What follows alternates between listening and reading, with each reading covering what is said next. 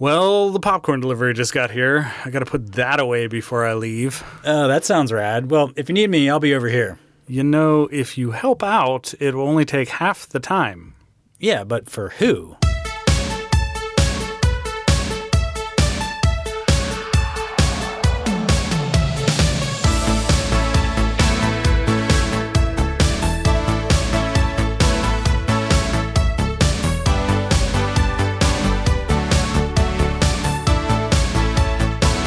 Welcome to Rewind Video. I'm Bob. I'm Rob. And we love movies. Good ones, bad ones, old ones, new ones, movies from the past, movies that haven't come out yet, everything in between. Rob, here at Rewind Video, listeners are probably very familiar with the two of us. We're the guys who stock the fabled staff recommendation shelf, but customers are probably on a first-name basis with a whole additional cast of characters.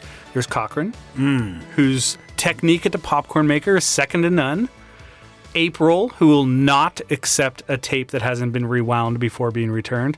And of course, Melissa, who among her many talents is the mastermind behind our noteworthy holiday decorations every December. We're the only two that ever seem to win Employee of the Month, though. Have you noticed that? Funny how that works, yeah.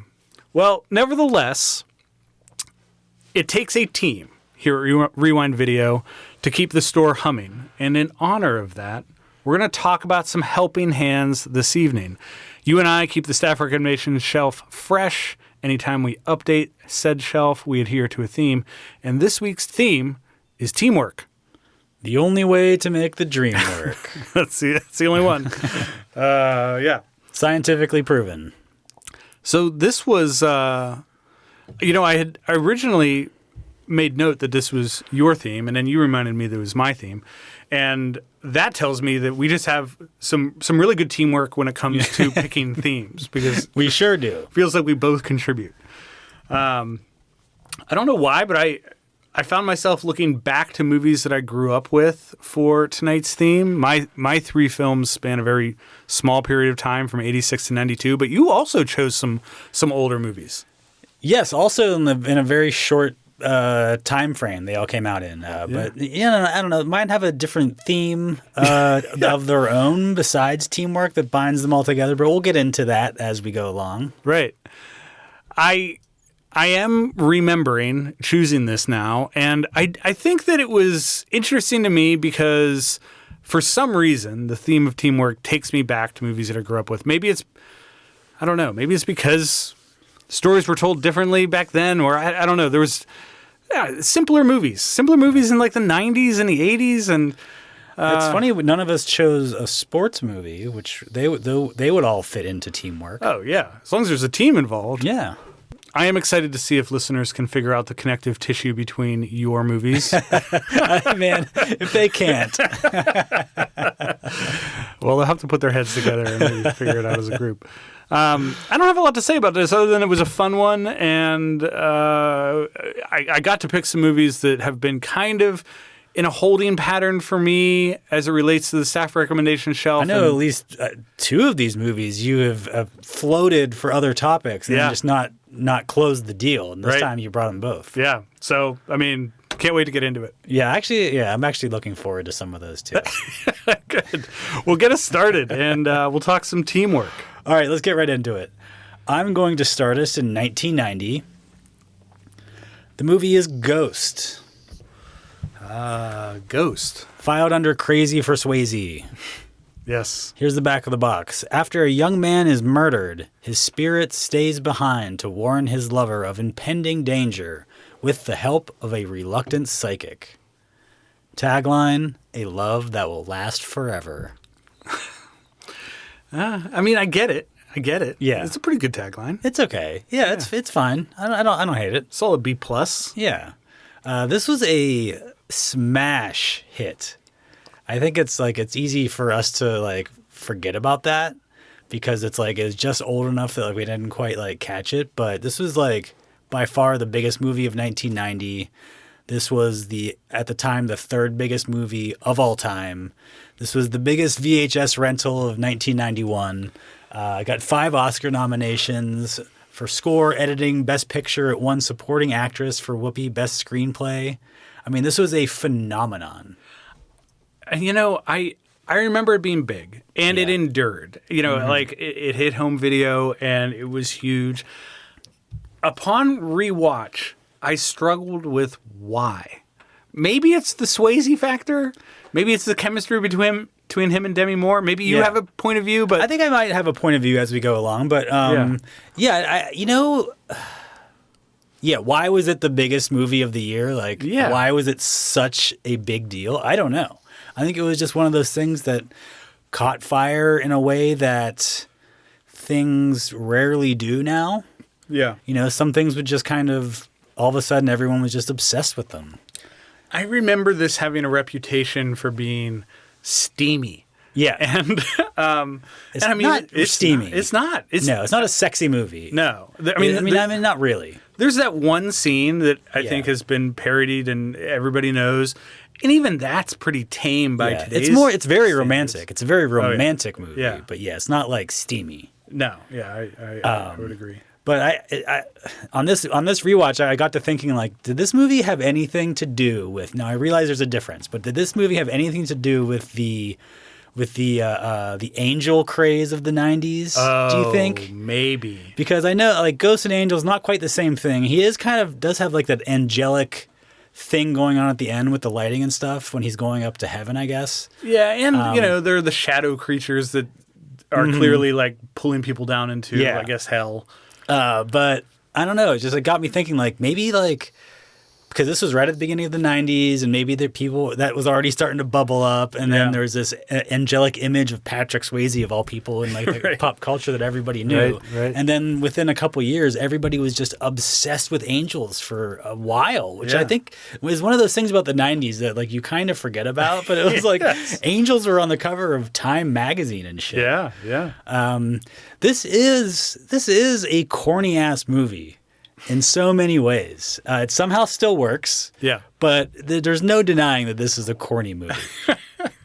Yeah, I'm afraid so. The director is Jerry Zucker, and he was coming from comedy. He co-directed Airplane, Top Secret, Ruthless People. Really? Yeah.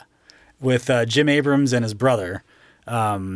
His credit just prior to Ghost was as a writer on Naked Gun. So, I mean, somehow to me, though, the tone of Ghost is not completely off from something like Naked Gun. Do you know what I mean? Yeah. Because, like, this is so much of a cornball, like, romantic movie. It's almost a parody of that. It's, like, just up to the line, but it's not complete. But it stays just straight enough to be, to be an earnest movie.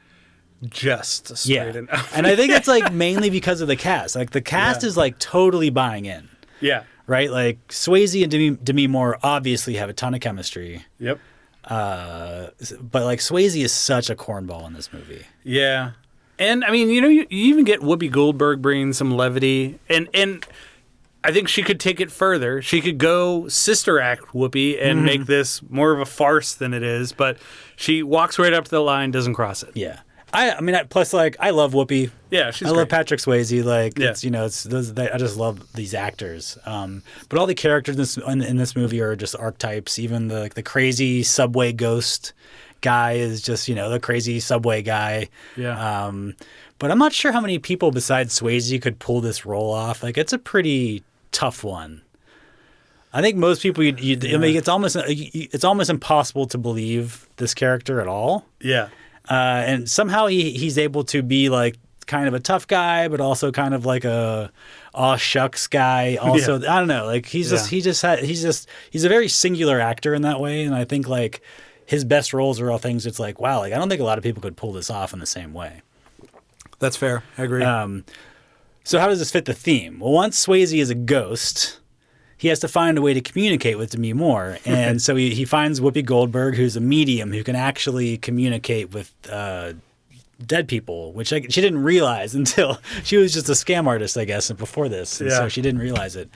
So she teams up with him, although it's fairly reluctantly, to basically pass messages back and forth to Demi Moore. Yeah. And she does eventually come around, though. And there is some genuine teamwork involved as the movie goes along. But this sort of teamwork it's very deep, and I would say it's about as intimate as teamwork can get. Yeah, there's especially one scene that I could not. Maybe you'll talk about it. Well, that's the scene. Like Swayze jumps into her body, so he can have a physical moment with Demi Moore, and he embraces her, but he's inside of Whoopi Goldberg's body. Yeah. And I don't know. That to me is just another tightrope that this movie somehow walks, because that scene could have gone sideways in so many ways. Well, they film it with, you see Patrick Swayze holding Demi Moore, and I mean it's very intimate. There's some like caressing and like touching of faces and hair and stuff, and it goes on for like a solid minute and a half or something. Yeah, and. Yeah, you're seeing Patrick Swayze, but as I'm watching this, I'm like, that's Whoopi Goldberg sitting there, like being close with Demi Moore. I mean, they didn't start making out or anything, right? Which I think is important for the scene. But also, I don't know. I think it works. Like, I think if you're into the movie, like I buy it. You forget what's actually happening in reality in the movie, and my theory is that's the reason this movie was nominated for Best Editing. Because you have to edit that scene perfectly to not go like, what the fuck is going on here? Yeah. I mean, it would be a joke so easily, but somehow it just somehow works. It does somehow work. It did raise a question for me because, at some point in his tenure as a ghost, Patrick Swayze learns to interact with things in the real world. And he's even able to like punch bad guys at a certain point. Yeah. So he can hit them, but he can't touch Demi Moore. And I didn't understand that. Well, I think it's because it seemed to me he can only do it out of anger. He was always, anytime he had to get like angry at something and really want to like hit it. Yeah. But also, it also makes it seem like, was he like the most powerful ghost ever? Because otherwise, why isn't this stuff just happening all the time? Right. But he can do it so easily. Yeah. Within a matter of, I guess, months or weeks. He's able to just knock over whatever the fuck he wants. Well, Rob, he's Patrick Swayze. That's true. Yeah. What am I saying? Yeah. So Ghost is at 3.5 overall on Letterboxd.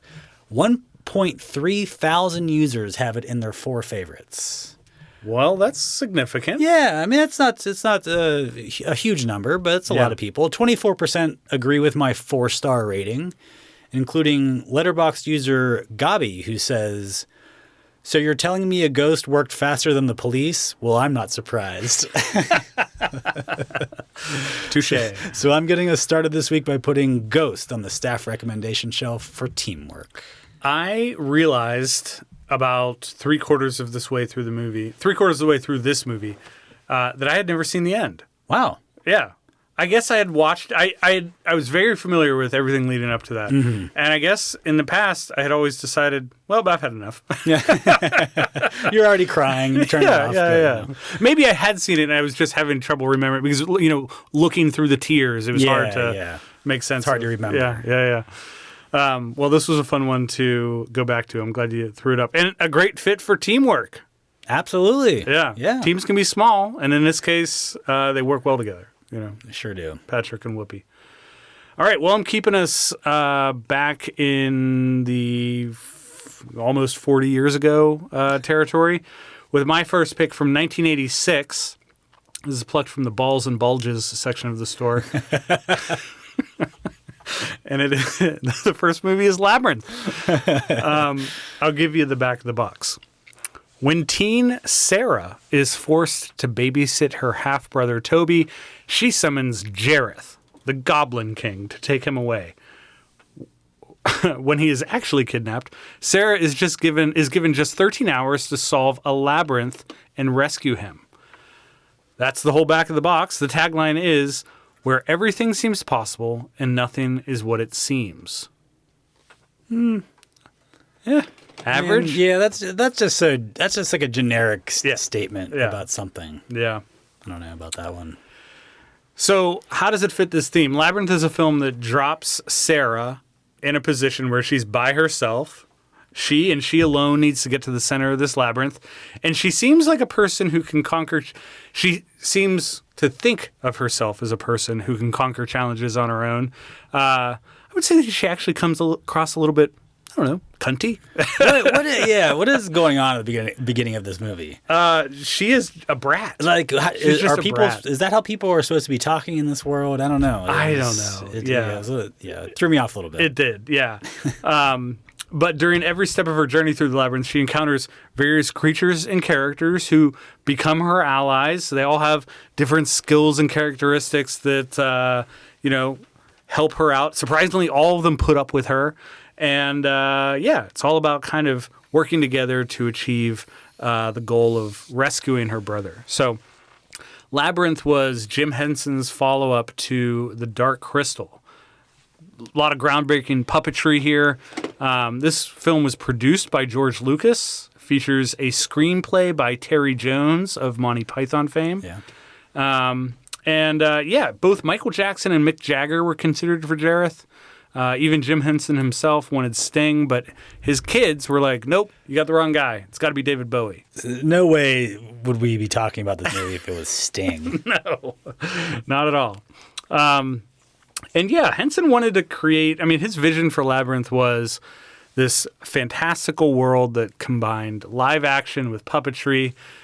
Puppets, animals, and children are notoriously like the three toughest elements to, film. Mm-hmm. And there is only one scene in this movie that doesn't include one of those three things. And a lot of chickens in this movie. Yeah, there are. So as I mentioned, we get David Bowie as Jareth, the Goblin King. Jennifer Connelly plays Sarah. She was 14 when this started filming and 15 by the time that it was released. I think she was too old for this character. Shouldn't this have been like a 10-year-old or something? Well, she's babysitting. That's so true. I think you got to have somebody that's a little bit competent. So I think she was the right age. There's also a bunch of notable puppeteers like Brian Henson, Robb Muick, Frank Oz was here. But why did I choose this? So this is going to be a common theme across my movies. I grew up with this. I loved it as a kid. Absolutely loved it. And it still holds up today. At the risk of sounding cheesy, I'm going to say that this film actually taught me some lessons when I was growing up. It's about working together and accepting people regardless of what they look like. It's about trust, not believing you can do everything by yourself. And maybe it was just the sheer number of times that I watched this, but I do believe that it imparted something on me. It probably did. I hope it did. Yeah. The film is also gorgeous. The practical sets, the puppets, the costumes. It creates a world that I think kids can get lost in, even adults can appreciate. I'm starting to realize that they just don't make kids' movies like this anymore. I think back to when this came out, we had movies like Willow, The Neverending Story, Goonies, even Adventures in Babysitting, which we've talked about on this pod. There was just a genre of kids' movies that doesn't exist today. It feels like we're stuck in Pixar and animation, and there's not a lot of this. Yeah, there was I think there was like almost a little bit of Amblin Entertainment vibes where it's more family entertainment more than it's like straight up kids entertainment. Yeah. This is more kids though, but it does have there is more of there's more of an adult story here, I guess, is how it feels. I think so. Yeah. There are definitely parts of this that are quite frightening. Yeah. Or it could be quite frightening, especially for a kid of a certain age. Yeah. I remember the scene with the fire monsters that were just taking off their head. And that scared the bejesus out of me. But I also love the original songs. David Bowie wrote all of these and did a phenomenal job with them. I had a huge crush on Jennifer Connelly as a kid. It persists to this day, although I don't look back on her childhood roles and think, think of her the way I did back then. But I just love this movie. It's still something that I enjoy returning to. I don't know. This was my first time seeing it. This is the first time I've ever seen this movie, and I thought it would be. Wow, this was your first time. This is my first this. time. Yeah. Wow, I'm blown away by that. I didn't realize there would be so many puppets. Oh, I guess. Yeah. I guess I knew there were puppets, but I in my head, this movie was like an hour of David Bowie singing and stuff, and then like a couple of puppets thrown in here and there. And that's not really what it was. Like at first it was like that Simpsons episode where it's like, where's Poochie? You know, because anytime David Bowie wasn't on screen, I'm like, where's David Bowie? You know, then it became clear pretty quick there wasn't going to be a lot of David Bowie. Yeah. Way too much baby. Way too much baby. A lot of baby crying at the beginning. Yeah. You understand why she wants to rid herself of this child. Yes. But also, I don't know. I guess I don't think puppets are really my thing. That's fair. Sure. They're not for everybody. So yeah, I had a hard time like paying attention to this. Okay. And then every time David Bowie came on, I was like, I don't know. I was a little lackluster in the musical elements. Oh, okay. They weren't doing it for you. Yeah, just you're a guy that loves songs in movies. I just feel like they were almost an afterthought. Oh. There is the first one, the first song that he sings. Dance like, Magic Dance? Yes. And I'm like, yeah, I could be into this. There's too many puppets here. It's annoying with all these puppets. Because if it was just David Bowie and he's like holding the baby and stuff, I'm like, oh my God. I was like, all right, the next, like, eventually they'll get rid of the puppets and the baby. And like, that never really happened. And then like, and the music was like almost like not even the major focal point of the musical numbers, it seemed like. It's funny that you say there were too many puppets in the Dance Magic Dance video because when they were filming that, they had about a dozen puppets in that scene. And they were like, there are not nearly enough puppets in this. So, well, that's what this movie is. It's like tons of puppets, and actually, like so many puppets. I'm not gonna lie, the puppets are amazing. Yeah, the fact that they built all these puppets and they made this movie, like, and it's amazing. It's incredible. Yeah, but I also realize I'm like, it's not really for me. I understand. You know? Yeah, I think that. Well, I know that for me, much like some of the movies I mentioned, like The Neverending Story or perhaps Goonies, although that's a bona fide classic, there is a lot of nostalgia that makes me appreciate this and still love it to this day. But yeah, I do believe that there is some solid teamwork here. It averages a 3.7 on Letterboxd. Like I said, having watched this countless times, it holds a special place in my heart. So it is a 5-star movie for me. 20% of people agree with me. But I'm going to read a 4.5-star review from Demi Adejudabige, who said, okay, you've all been going crazy about this movie for decades, and still no one ever told me about the solid 20-minute run of audible toots from prosthetic buttholes at the Stinky Fart Swamp.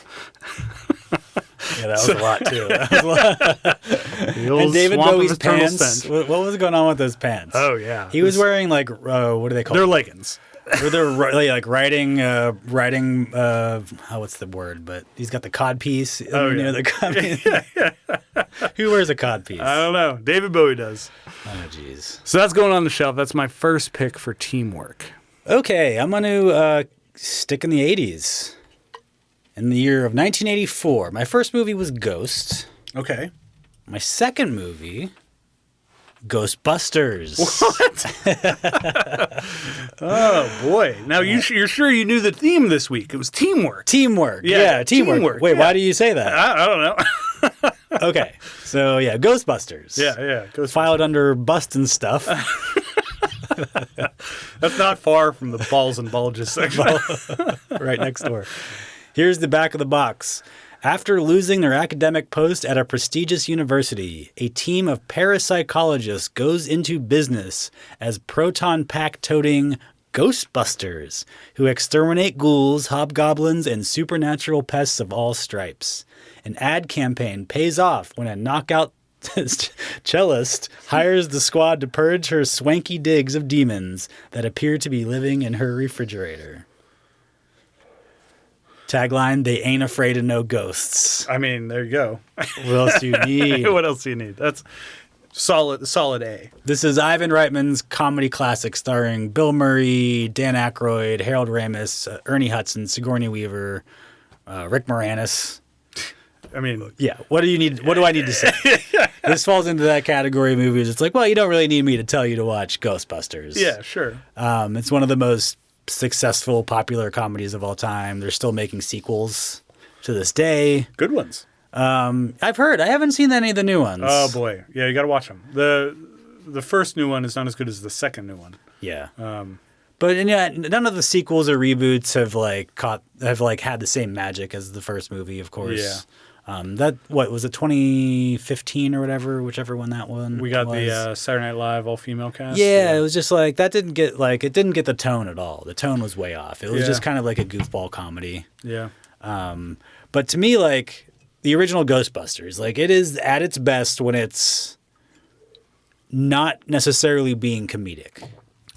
And yet, funny as fuck. Oh, no doubt. Yeah, I'm not saying this movie's not funny. This movie is so funny. It's hilarious. Yeah. It's the combination of genuine spookiness and comedy that makes this movie what it is. Yeah. You know? It's also an amazing New York movie. Oh, so good. It's just kind of defined New York for like a generation of people. This was the mid 80s, and so the city was just starting to get its mojo back a little bit. Yeah. And I think the movie captures that. You know, it's kind of excited about that. Yeah. One thing we just talked about another movie with Ernie Hudson, and of course, like this is what most people know Ernie Hudson from. Yeah. Even though he doesn't have a huge part. And, the rumor was always because, like, this was supposedly Eddie Murphy's part, and he didn't take it or dropped out or something. And so, it was kind of underwritten with the intent of, like, Eddie will do whatever he wants or something, whatever it was. But, like, even though they kind of say that's not what happened. But, of course, like, he's Ernie Hudson's great. Like, he's such a welcome presence. Yeah, and I think this cast needs a straight guy in order to let everyone else be as funny as they are. Yeah. For sure. But like also he has some of the best and some of like the most important tone setting lines of dialogue in the whole movie. Yes. He's got that line which I think maybe is like low key the most important scene in the movie where they're in the car. Him and Dan Aykroyd are driving and Ernie Hudson's like smoking a cigarette and they're just talking about like shit's happening and he's like, have you ever like considered that like maybe the dead are actually rising from the graves? Yeah. That scene, like just what like we were talking about, like that is like a genuinely like dark and spooky scene. There's no jokes.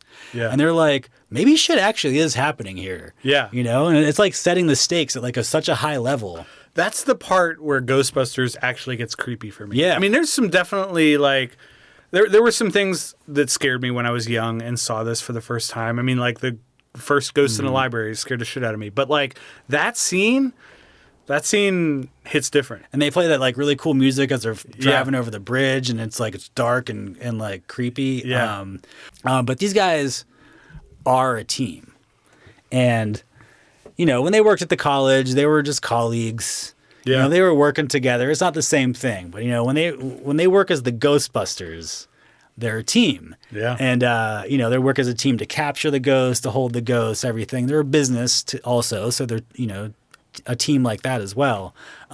But these guys have uniforms. Yeah. They have a logo. Yeah. Those are two very important qualities to a team. Yeah. And actually, I'm pretty sure those. Looking at the list tonight, those are the only uniforms and logos we have. That's it. The Ghostbusters uniforms. Yeah. And then at the end of the movie, they team up in like a much more dangerous way. To defeat Gozer, they have to cross the streams. Yes. And this is a potentially universe-ending maneuver, but they have no choice if they're going to defeat her. Yeah. And so they team up to cross the streams, and so they have more power collectively than they do on their own individually. And so like that is literally greater than the sum of its parts, which is like the ultimate team ethos. Yes. So like that is like Trust. nothing. Yeah. There's nothing that embodies teamwork more than the Ghostbusters. I can't disagree with you. So Ghostbusters is a surprising 3.8 overall on Letterboxd. I actually thought it would be higher than that. Insane. This seems like a 4 point something to me. 100%. Yeah. 6.2 thousand users have it in their 4 favorites. That's a decent number. Again, I thought it would be maybe a little bit higher, but I guess I don't really know. I wonder if the modern generation of film goers, the people who did not grow up with this and who use Letterboxd, don't hold Ghostbusters in their heart like we do. That's true. I mean, and it is still a comedy too. It is. And comedies never hold up over time as well. Yeah. Usually. Although I don't think this one isn't dated in any way. These jokes are still funny. They're still funny. Yeah. I don't know. I think, I don't know. But like I said, it's a comedy. Comedies, some people just, Yeah. Comedies are always just a little bit lower on Letterboxd than maybe they should be. Kind of like horror movies, I feel like, are rated just a little bit lower because people just don't want to believe. They don't want to believe that the horror movie or the comedy is actually a, quote, good movie. Right. 15% agree with my 5-star rating, including Shanokan's, whose review reads, Ghostbuster is the most realistic portrayal of dudes smoking ever captured on film. They are all hunched over, looking miserable, and talking about food. Absolute titans. Mad Men could never. Absolute titans. I love it. So yeah, Ghostbusters is a great look at teamwork, and I'm putting it on the staff recommendation shelf this week. So you said something that, I'm sure some of our listeners might be thinking to themselves, which is, why do I need a reason to go back and watch Ghostbusters? And I'll give everyone one beyond the fact that this fits our theme well. And it's that this has perhaps my favorite commentary track of any movie I've ever watched. The commentary here is phenomenal. I mean, it's got a bunch of trivia attached to it. It's also hilarious. They talk about how in the pan and scan 4:3 version of this film, Egon's character is inevitably always cut out of like shots where the Ghostbusters are walking together. And I'm sure it wasn't intentional, but it's hilarious when they talk about it because there's stuff like that. It's great. So if you haven't watched it with the commentary, it's a new, fresh take on Ghostbusters that's worth watching. I miss the days when I listened to commentaries as much as I used to. Yeah. Yeah. It's hard to find the time to watch a movie twice. Yeah, it is. Well, go see Ghostbusters. Go pluck it from the shelf and give it a rewatch, especially with Frozen Empire just coming out this year. It's worth going back to the original. All right, I'm going to keep us with Dan Aykroyd. Great. Yeah. My next pick is from 1992. The movie is Sneakers. It actually comes from the Dan Aykroyd Plays Himself section of the story. Yeah. 2 straight movies. Yeah, exactly. Here's the back of the box. When shadowy U.S. intelligence agents blackmail a reformed computer hacker and his eccentric team of security experts into stealing a code-breaking black box from a Soviet-funded genius, they uncover a bigger conspiracy. Now he and his sneakers must save themselves from the world economy by retrieving the box from their blackmailers. Tagline, lame. We could tell you what it's about, but then, of course, we'd have to kill you, which don't even... That probably came off as a little bit more clever in 90 whatever. Yeah, 92. 92. But yeah, it was probably lame back then also. Yeah, it's not original. So how does this fit this theme? Well, Sneakers is a heist movie with a sprinkling of comedy that showcases how this misfit group of individuals with specialized skills can come together to achieve a common goal. Each member of Bishop's team, Bishop is the main character played by Robert Redford, brings some unique expertise from hacking to social engineering, and as a team, they work together and achieve and find success in their mission. So, this was directed by Phil Alden Robinson, who co-wrote the screenplay with Lawrence Lasker and Walter F. Parks. Now, those two guys wrote War Games. Oh, okay. Which, from a similar time, definitely earlier, it was in the 80s, but also some similar themes in War Games. Sneakers predates the first Mission Impossible movie, but more importantly, it came out before the internet as we all know it was a thing. It was released before the Sandra Bullock film The Net. And for those of us who grew up with this movie, I think you couldn't help but feel mesmerized by the power of this very early version of the internet and all the things that it this movie suggests that it can do. So, we get things like floppy disks and dial-up modems and giant camcorders here. But what the team is doing with them felt really kind of revolutionary at the time. Yeah, I mean, I don't think in '92. I don't think I had. I don't know. What was there? Prodigy? Is that what we were all using back then? We had moved past BBSs, but I think Prodigy was out there. America Online was like on the horizon, but not here yet. And so the internet was still a very mysterious thing. It didn't seem. Yeah, it wasn't like a. I don't know. It wasn't a destination. It was something that your phone did. Right. Yeah. The cast here, pretty awesome. Actually, really awesome. We get Robert Redford playing Martin Bishop. He's the lead character. Sidney Poitier is here. Dan Aykroyd, as I mentioned, plays. He's here largely for comic relief, and he's a conspiracy theorist. I mean, did they just like tell him they weren't making a movie? They're like, why don't you just show up? Just do your thing. Yeah. Ben Kingsley is here. He's kind of the antagonist. River Phoenix, he had just come off of My Own Private Idaho and was looking for just like an easy movie that wasn't going to be stressful for him, so he chose this. So he picked one with Dan Aykroyd. Right.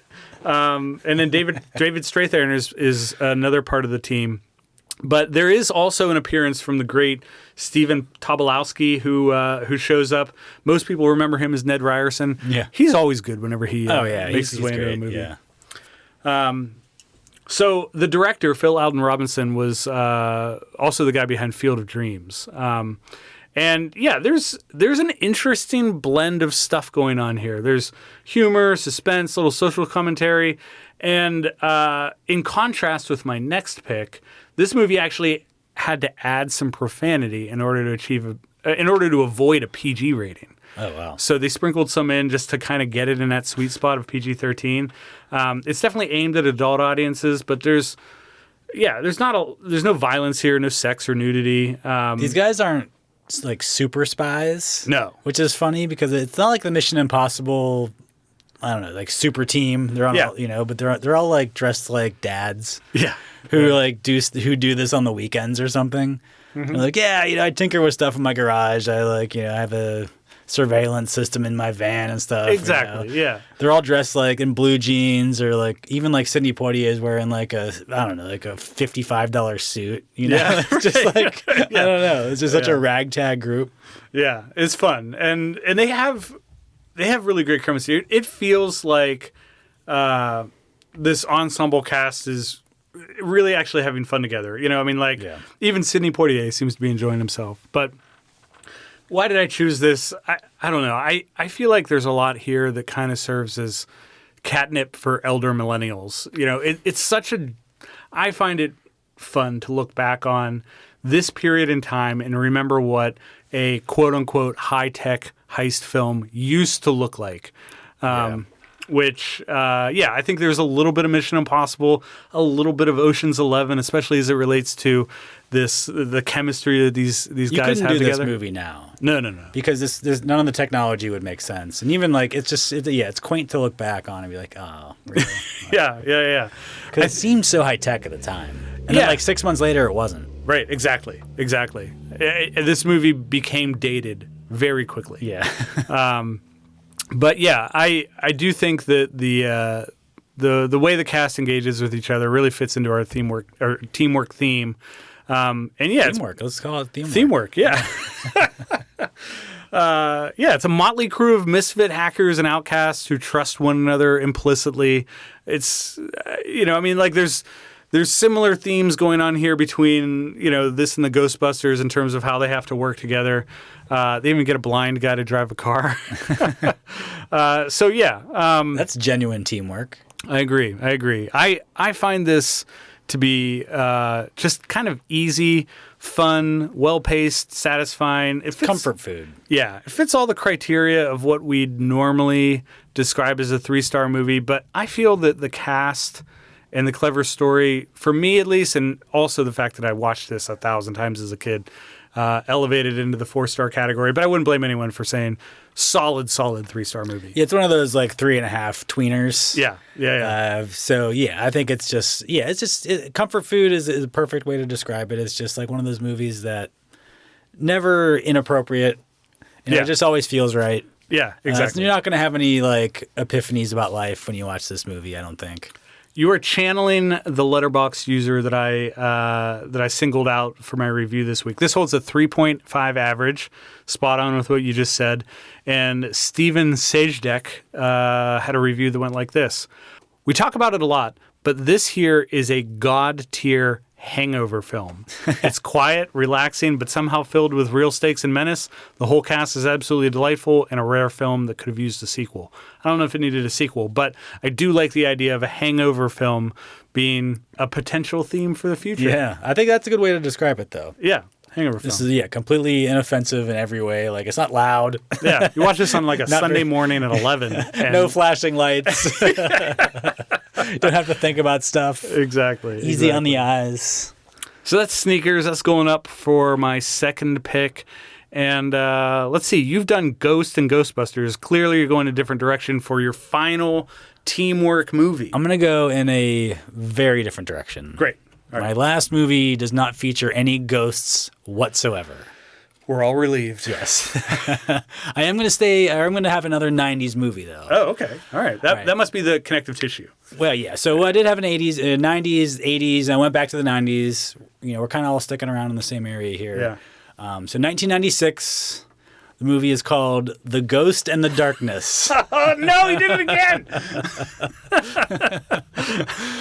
This is filed under Go Lions. Oh, okay. Yeah. Back of the box. Sir Robert Beaumont is behind schedule on a railroad in Africa, enlisting noted engineer John Henry Patterson to right the ship. Beaumont expects results. Everything seems great until the crew discovers the mutilated corpse of the project's foreman, seemingly killed by a lion. After several more attacks, Patterson calls in famed hunter Charles Remington, who has finally met his match in the bloodthirsty lions. Tagline, pray for the hunters.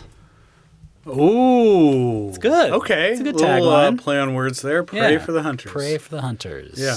Better when read aloud than I assumed seen on a page. How do they spell pray? With an E. Oh, okay. Yeah. All right, yeah. So yeah, there's no ghosts in this movie. Not even in the darkness? This is the true-ish story of John Henry Patterson, who was part of British colonialism in the late 1800s. He was in charge of building this bridge somewhere in Africa. Yeah. And he's played by Batman-era Val Kilmer. Yes. With a terrible Irish accent. Oh, so bad. Dreadful. Yeah. And while they were building this bridge, and even in real life, over 100 workers died getting killed by these two lions. Over 100? Over 100, which they called the Ghost and the Darkness, the two lions. Now, like some of the reports are like unverified, and so like the people who have studied it say it's hard to tell like exactly how many people died. Like anywhere between like 20 up to like, I think this Patterson guy, when he wrote a book, he was like, oh yeah, it was like 500 or whatever. But, right. But yeah, people who have studied it said it was probably about 100 in that area, people building this bridge, killed by two lions. And so it's not a great work environment. No. The director of this movie is Stephen Hopkins, who appeared on the shelf before as the director of Judgment Night. Oh, wow. Yeah. He also directed Predator 2. Interesting. And there's definitely a little bit of that in this movie. There's a lot of hunting, a lot of lions hunting humans, humans hunting lions. Yep. This is surprisingly violent and gory. Yes. The lions fuck up a whole bunch of people. And they do a lot of damage, lots of blood. Even though there's when they have like the lion scenes, it's like pretty clear that like they barely had people and lions in the same room ever. But they edited it fairly well. Like it's not that bad, but like if you look at it, you're like, oh, they were nowhere near each other. Right. When the movie is just doing that, like this village being terrorized by lions, it's pretty effective. I agree. You know, the lions are monsters surrounding this village, essentially, and it's pretty scary. Yeah. I think it's less successful when it's like trying to be this prestige location-based drama. Totally agree. Val Kilmer's character has like all these like really like lofty ideas about Africa, and like his accent is like really not good. And plus the British project there is like not exactly the most sympathetic cause. So it's like, fuck these people anyway. Yeah, let them get killed. Yeah. But like then the Michael Douglas character is completely bizarre because it's a completely made up character. This isn't a real person. And so like this is like a true story kind of, but it's like this isn't the real guy. And so like they're like, all right, let's make up a character. Let's make him, I don't know, a former Confederate soldier. Like, why would you do that? And we'll call him Charles Remington. Charles Remington, former Confederate soldier. Yeah. And he's also written as this like big tough guy. And Douglas is like not playing the character whatsoever like that. Nor could Douglas do Yeah. that. He's just not the right guy for that. So they tried to get Sean Connery. They tried to get Anthony Hopkins. And they both said no. And Michael Douglas was like a producer on this movie. He was like, fuck it, I'll do it myself. And the writer was William Goldman. And the director also, they were both like, that's not really what we had in mind.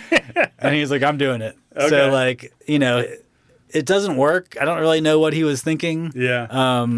But like, I don't know, like all the lion stuff is pretty good though. The lion stuff is cool. So there's a lot of teamwork that goes into building a bridge, obviously, or any large construction project. Right.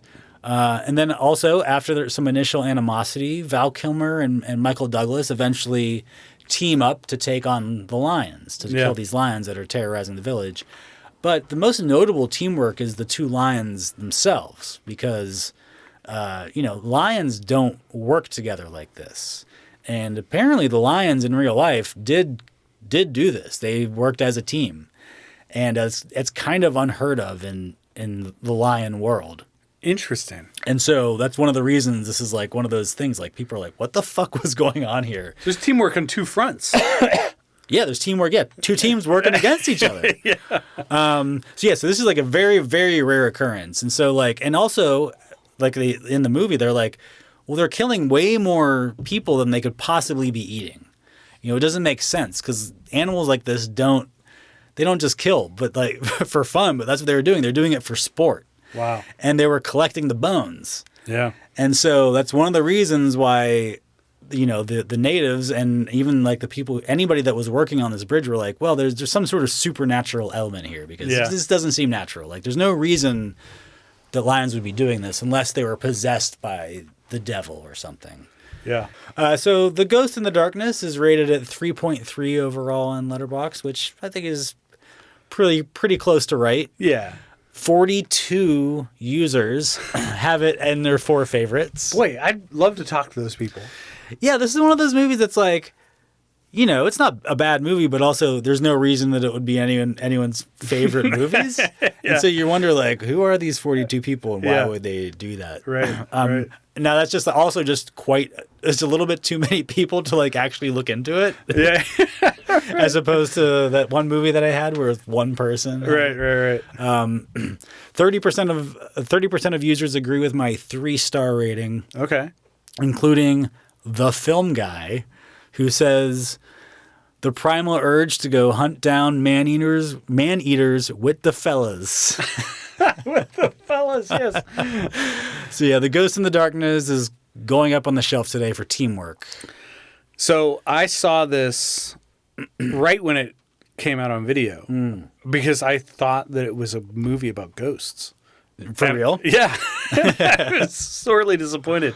But upon rewatching it, I couldn't help but to think, boy, you know, it's fun to watch Val Kilmer from when he was in his prime. Because a year prior to this, he had been in Heat and Batman Forever. There was also, regrettably, The Island of Dr. Moreau in there. But after this, he did The Saint. And it felt like he was so close to becoming like Tom Cruise level star. And never happened for Val. But in spite of his awful accent here, like you see, it's so bad. you see a guy who could have been bigger in Hollywood than he was.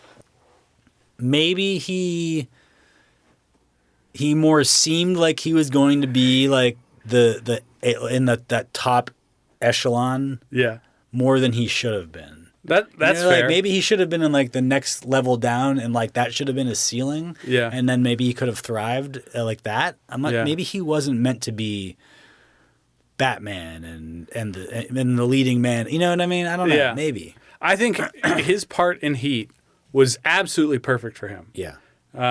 And perhaps that's more the type of role that he should have sought out. Like in this movie, The Ghost in the Darkness, if Sean Connery was the other guy that could come in and be like, fuck you, kid, once in a while, like that would have been good for this movie. And it probably like is a better part for Val Kilmer. Yeah. You know? Yeah, I agree. Well, still fun to go back to. And yeah, a great way to round out your teamwork selections. Yes. What was the theme this week? Teamwork. All right, well, that brings me to my final pick. And this is plucked from the Shake, Rattle, and Roll section of the store. Nice. And we're sticking with the 90s. This is from 1990. It was the decade known for its teamwork. Teamwork through and through. My final pick is Tremors. Nice. Back of the box synopsis. Hick handyman Val McKee. You can just put that on the back of a box? Hick handyman Val McKee and Earl Bassett can barely eke out a living in the Nevada hamlet of perfection.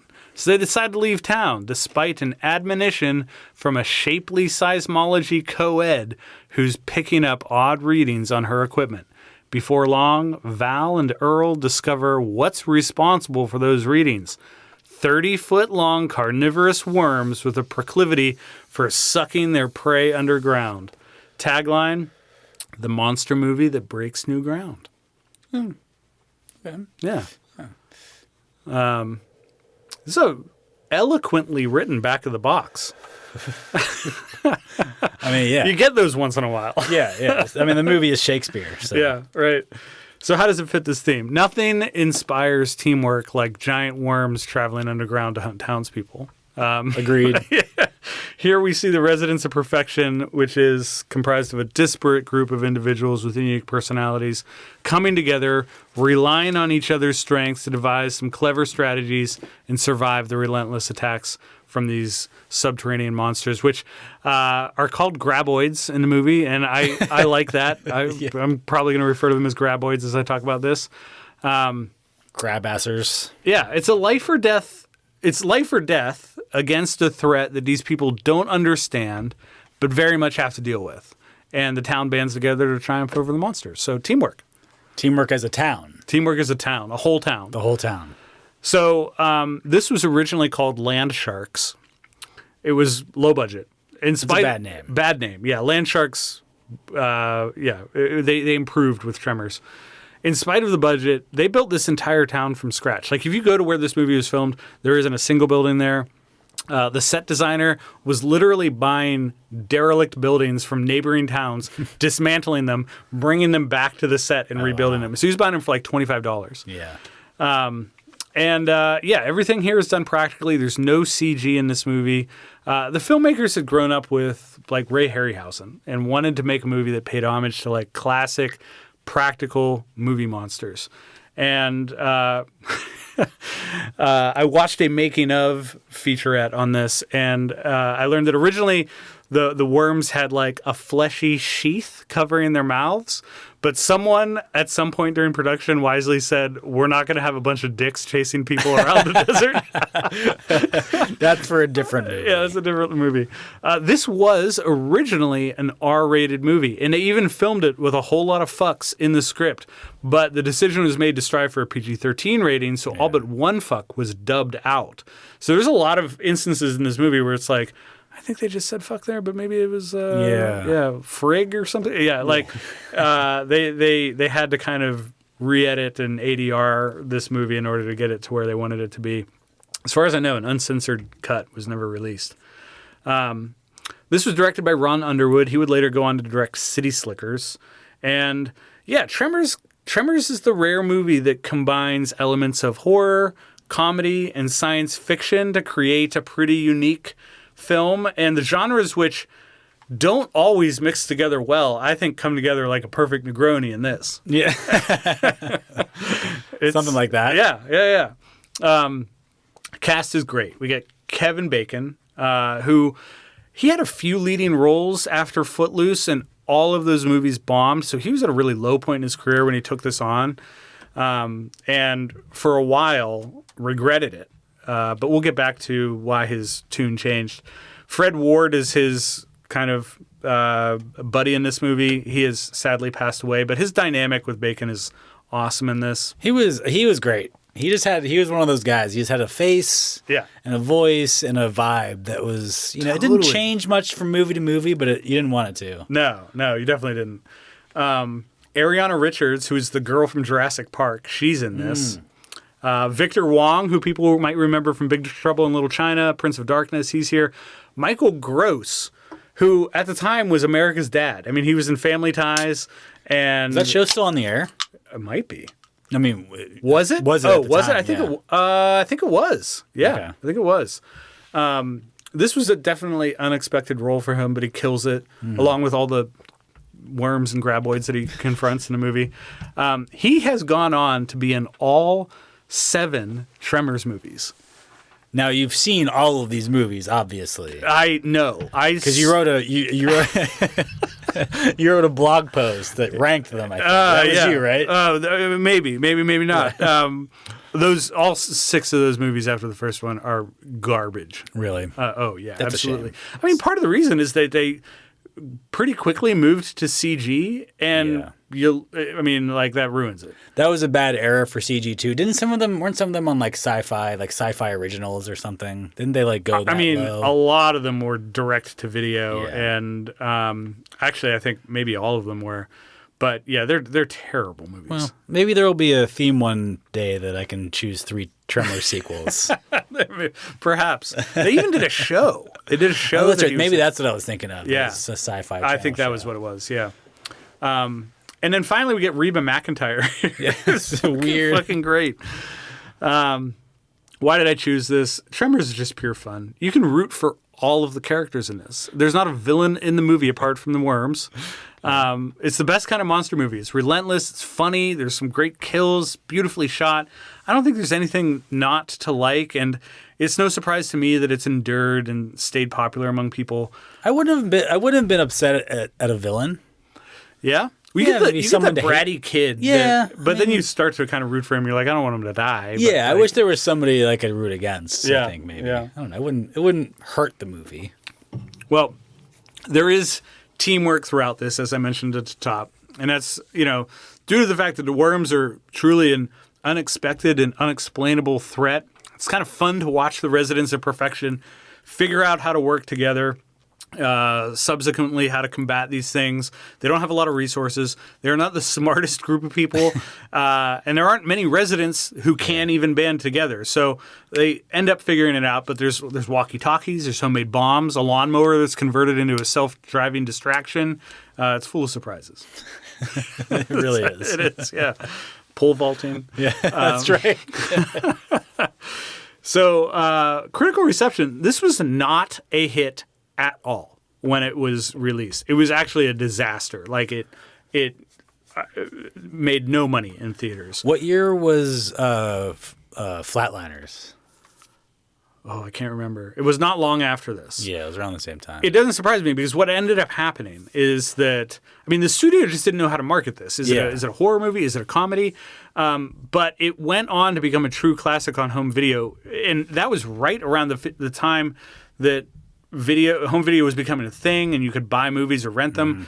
And people rented this over and over and over again. Families found it because it had a little something for everyone. It wasn't too offensive, and I remember the reason I said that was because this was around that time when Kevin Bacon was kind of a big star in those video store movies. Yeah. Tremors was one of those movies. Flatliners was one of those movies. Absolutely. And so if you were, a kid getting your movies at the video store, he was like a big star at this time. Yeah, he's a face. And so it's funny that you were like, well, yeah, he was going through a rough period because his movies were bombing, but in the video store, his movies were doing great. Let's see real quick when Flatliners was. It was it was also 1990. 1990. Okay. Yeah, so same year. And thankfully this worked out. I mean, once again, the Rewind Videos of America come to the rescue for movies that deserve more attention than they originally got in the theaters. And thanks to video stores, we got 7 more of these movies. And Kevin Gross's Michael Gross. Or Kevin Gross. He's a baseball player, I think. Michael Gross's grandkids can own a beach house. It's his legacy now. Yeah. On Letterboxd, Tremors is a 3.5. It's a 4-star movie for me and 26% of other users. Arrow has released a breathtaking 4K copy of this, so it looks better than it ever has. I usually still watch the VHS copy we have here at the store just to... Yeah, I mean, why not? For nostalgia's sake. I did love this review by user Sydney, who said in her 4-star review, "I'm a simple woman. I like practical effects, and I like it when very smart and funny people make B movies." Bravo, Sydney. Yes. I think you nailed it. Video stores saved Tremors once already, and I'm putting it back on the staff recommendation shelf tonight to round out our teamwork theme. Fantastic. Glad you think so. We did a great job tonight. We did it. We did it. We did it together. Together. Yeah.